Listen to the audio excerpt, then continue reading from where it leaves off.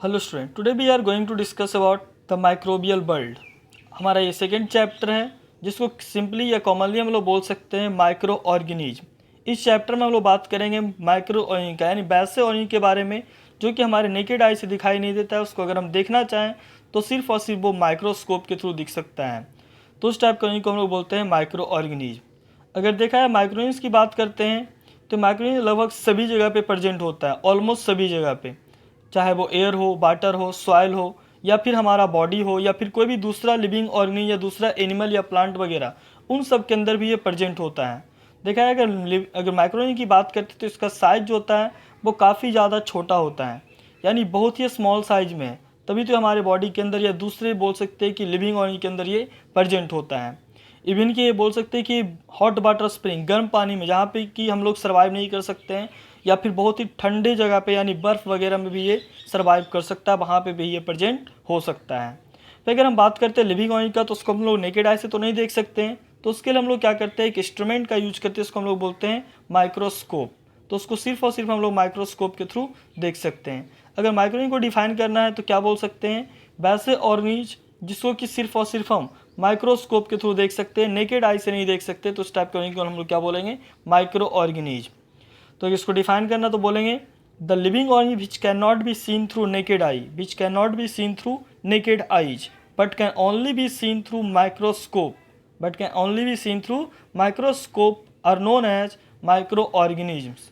देखा है माइक्रोनिज्म की अगर बात करते हैं ओरिजिनेशन की, टर्म के ओरिजिनेशन की, तो ये दो वर्ड से डेवलप हुआ है। एक है माइक्रोज मतलब होता है स्मॉल, और दूसरा होता है ऑर्गेनोज जिसका मतलब होता है ऑर्गेनिज्म, यानी कि बहुत छोटे ऑर्गेनिज्म जो कि दिखाई भी नहीं देता है। अगर देखना है तो उसके बस देखने के लिए क्या यूज कर सकते हैं हम लोग, माइक्रोस्कोप का। फिर अगर देखा है माइक्रोनिज्म की अगर स्टडी की बात करते हैं तो माइक्रोनिज्म का जो स्टडी होता है उसको हम लोग बोलते हैं माइक्रोबायोलॉजी। ये भी एक बोल सकते हैं कि माइक्रोबायोलॉजी एक ब्रांच है साइंस का या बायोलॉजी का, जिसमें हम लोग स्टडी करते हैं माइक्रो ऑर्गेनिज्म के बारे में। और जो साइंटिस्ट इससे रिलेटेड होते हैं, जो स्टडी करते हैं माइक्रोनिज्म के बारे में, उसको हम लोग बोलते हैं माइक्रोबायोलॉजिस्ट। तो इस तरह से ये हो गया माइक्रोबायोलॉजिस्ट। अगर बात करते हैं माइक्रोबायोलॉजिस्ट में तो सबसे पहले ल्यूवेनहुक ने माइक्रो ऑर्गेनिज्म के बारे में देखा था, उसको स्टडी किया था, तो इस तरीके से माइक्रो ऑर्गेनिज्म हो गया। अगर हम बात करते हैं माइक्रो ऑर्गेनिज्म के, अगर देखना है जैसे कि एक्टिविटी है यहाँ पे पॉन्ड वाटर में, बताए थे कि माइक्रो ऑर्गेनिज्म जो होता है वो वाटर में प्रेजेंट होता है। तो अगर पॉन्ड वाटर में देखना है तो उसके लिए हम क्या कर सकते हैं, एक पॉन्ड से कुछ वाटर लाएंगे और उसको हम लोग क्या करते हैं, ग्लास स्लाइड के ऊपर रख देंगे वाटर को, यानी ड्रॉप्स, छोटे छोटे जो ड्रॉप्स होते हैं, तो उसको लोग माइक्रो स्लाइड के ऊपर रख देंगे और स्लाइड को फिर क्या करते हैं, माइक्रोस्कोप के अंदर देखते हैं, तो उसमें से कुछ हम लोग को दिखाई देगा माइक्रो ऑर्गेनिज्म। या फिर उसको हम चाहें तो सॉइल में भी देख सकते हैं, जैसे कि सेकेंड एक्टिविटी हमारा सॉइल में, तो सॉइल में भी वही करना है कि वहाँ से कुछ सैंपल कलेक्ट करके लाना है, कुछ सॉइल को लाना है, मॉइस्ट सॉइल को। मेनली जो माइक्रोनिज्म होता है वो मॉइस्ट प्लेसेस पे रहता है, ठीक, ऐसे तो सभी जगह पे, लेकिन सबसे ज़्यादा अगर बात करते हैं तो ये मॉइस्ट प्लेसेस पे ज़्यादा है। तो उसके लिए हम लोग क्या करेंगे, मॉइस्ट सॉइल को कलेक्ट करके लाएंगे और उसको फिर माइक्रो स्लाइड के ऊपर रखेंगे हल्का सा, और फिर स्लाइड को माइक्रोस्कोप के अंदर ऑब्जर्व करेंगे। तो इस तरीके से वहाँ भी कुछ छोटे छोटे ऑर्गेनिज्म दिखाई देंगे जिसको कि हम लोग माइक्रो ऑर्गेनिज्म बोल सकते हैं। तो इस तरह के सॉइल और वाटर में तो हो गया, एयर में भी देख सकते हैं, और सभी जगह पे जहाँ पे भी हम लोग सैंपल कलेक्ट करके लाएंगे वहाँ पे कुछ ना कुछ ऐसे ऑर्गेनिज्म जरूर होते हैं। तो ये हो गया हमारा माइक्रो ऑर्गेनिज्म। अगर हम बात करते हैं टाइप्स ऑफ माइक्रो ऑर्गेनिज्म का, तो देखा है तो इसका बहुत सारे टाइप्स होते हैं। बेसिकली इसका 5 टाइप्स है, कहीं कहीं पे ये 4 टाइप्स में मिलता है। वायरस को कुछ लोग जो है वो माइक्रो ऑर्गेनिज्म में इंक्लूड नहीं करते हैं। तो अगर 5 टाइप्स की अगर बात करते हैं तो इसमें हमारा पहला है बैक्टीरिया, फिर हमारा फंगी, फिर है अलगी, प्रोटोजोआ, और लास्ट है वायरसेस। वायरसेस को कुछ लोग लिविंग ऑर्गेनिज्म मानते हैं तो उसको माइक्रोस्कोप में अरेंज कर सकते हैं, रख सकते हैं, और कुछ लोग इसको नॉन लिविंग ऑर्गेनिज्म मानते हैं तो उसको हम लोग माइक्रो ऑर्गेनिज्म में इंक्लूड नहीं करेंगे। तो ये 5 टाइप का जो माइक्रो ऑर्गेनिज्म है इसके बारे में हम लोग इस चैप्टर में डिटेल में पढ़ेंगे। अगर बात करते हैं हम लोग पाँचों का, अगर स्ट्रक्चर का या फंक्शन का या उसके फंक्शनिंग का, तो सब अलग अलग होता है। जितने भी माइक्रोऑर्गेनिज्म होते हैं सब अपने स्ट्रक्चर में, अपने फंक्शंस में, या जो भी एक्टिविटीज़ वगैरह उन सारे चीज़ों में ये अलग अलग होते हैं। जैसे अगर बैक्टीरिया की बात करते हैं तो ये प्रोकैरियोटिक नेचर का है, बाकी और भी जो है हमारा वो यूकैरियोटिक नेचर का होता है। तो इस तरीके से सबका देखा है तो अलग अलग स्ट्रक्चर है, सबका अलग अलग फंक्शंस है। तो ये था हमारा माइक्रो ऑर्गेनिज्म। अब हम लोग बात करें कैरेक्टरिस्टिक्स ऑफ माइक्रो ऑर्गेनिज्म का। अगर देखा है तो माइक्रोऑर्गेनिज्म का कुछ कुछ कैरेक्टरिस्टिक्स होता है, जो कि देखा है 5 टाइप का भी हम लोग माइक्रोऑर्गेनिज्म के बारे में बात किए थे।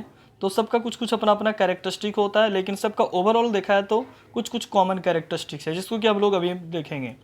तो देखा है तो माइक्रोनी या फिर जो माइक्रोब्स होता है, माइक्रोनी को सिंपली हम लोग माइक्रोब्स बोल सकते हैं। तो जो माइक्रोनी या माइक्रोब्स जो होता है ये ऑब्टिक्यूशियस होता है, यानी जो सभी जगह पे प्रेजेंट होता है, प्रेजेंट एवरीवेयर, तो उसको बोल सकते हैं ऑबिक्यूटस।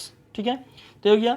फिर देखा है तो ये कैसे कहाँ कहाँ पे हो सकता है, तो मॉइस्ट प्लेस पे हो सकता है, या फिर मॉइस्ट पीस ऑफ ब्रेड है, जैसे कि यानी ब्रेड का जो टुकड़ा है वहाँ पे हो सकता है, या फिर ए लॉग ऑफ वुड यानी लकड़ी का टुकड़ा उस पर हो सकता है, या फिर जो बॉडी होता है प्लांट या एनिमल का उसके ऊपर ये हो सकता है, या बॉडी के अंदर भी हो सकता है।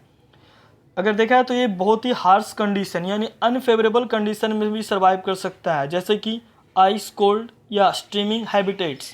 स्ट्रीमिंग हैबिटेट्स मतलब जो गर्म पानी का झरना वगैरह या जो काफ़ी गर्म पानी वगैरह है उन सब जगह पे भी प्रेजेंट हो सकता है, यानी अनफेवरेबल कंडीशन में भी सर्वाइव कर सकता है।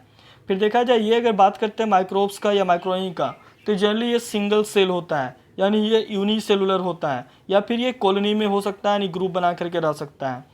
और साथ साथ देखा है तो एक्सट्रीम कंडीशंस में सर्वाइव कर सकता है, यानी कि हाई टेम्परेचर या लो टेम्परेचर, उसके अलावा ड्राइनेस, या फिर माइक्रोनी बोल सकते हैं कि वहाँ पे अगर अनफेवरेबल कंडीशन है तो उसके लिए क्या करता है, एक प्रोटेक्टिव कवरिंग का फॉर्मेशन करता है, जिसको हम लोग बोलते हैं सिस्ट।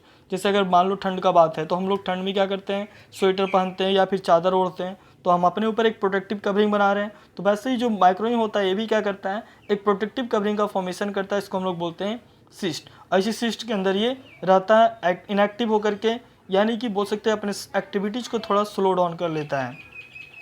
फिर अगर देखा है कुछ जो माइक्रोनी होता है वो हमारे लिए बेनिफिशियल भी हो सकता है, या कुछ जो है वो हमारे लिए हार्मफुल भी हो सकता है। तो ये सब कुछ कैरेक्टरिस्टिक्स है माइक्रो ऑर्गेनिजम्स के।